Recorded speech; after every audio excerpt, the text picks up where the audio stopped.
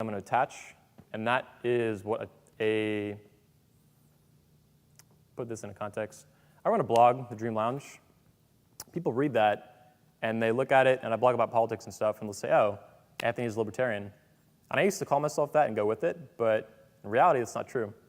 I'm actually, when I got down to it and started really researching and attaching my beliefs and my convictions on politics to a philosophy of politics, I had trouble finding one, and then I found a term that it's pretty money for it. And it's actually much more radical than libertarian. It's very radical. It's fully consistent, is what I call it. And it fits perfectly into what we're saying here. The what, the why, the what, and versus the how.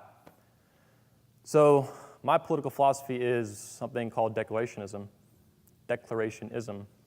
And that basically holds the Declaration of Independence of the United States in this country, in my view, specific view of it, on par or even foundational to the United States Constitution.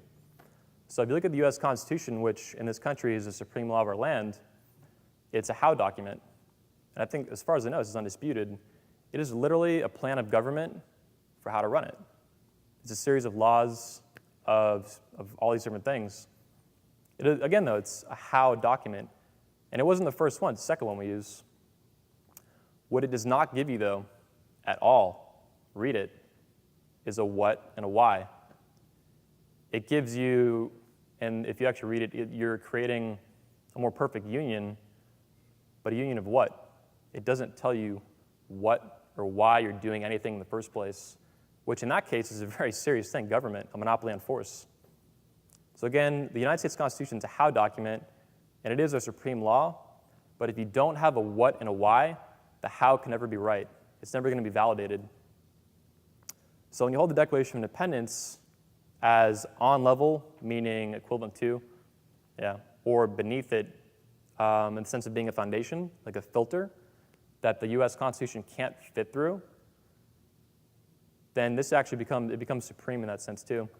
And the what and the why that the Declaration of Independence gives you, Declaration of Independence, is in a single sentence.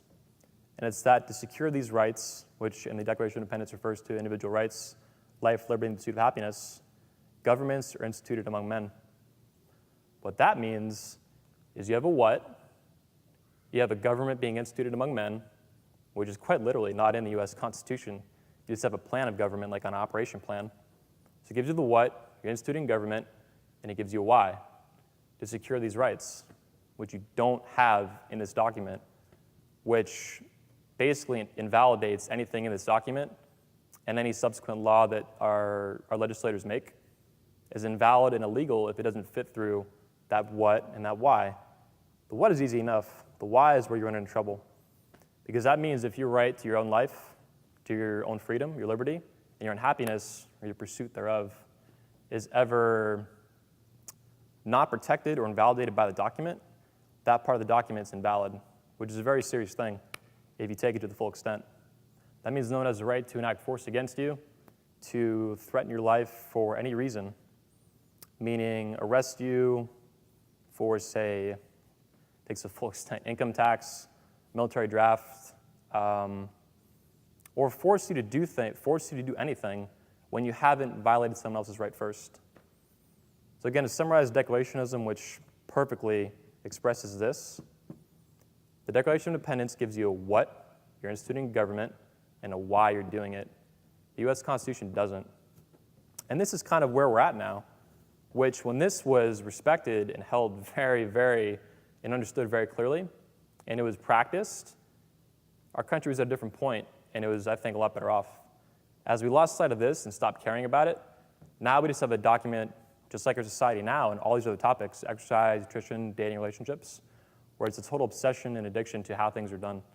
So people now, if you look at government, they want to, not to ramble too much on politics, they want to talk, they talk about how to fix government, how to improve conditions for X, Y, Z, how to do all this different shit. But no one talks about what they're doing in the first place, or more importantly, why the fuck they're doing it. Why? Why do you get up every day? Why do you go to work? Why do you go to school? Why do you do anything? Because life is good and it's worth protecting. Specifically, again, through the Declaration of Independence, which gives you these. And our Constitution doesn't. And if it's not filtered through that, I think it's invalid. And I think our laws actually in history, and you look at everything objectively, that's actually where it fits together.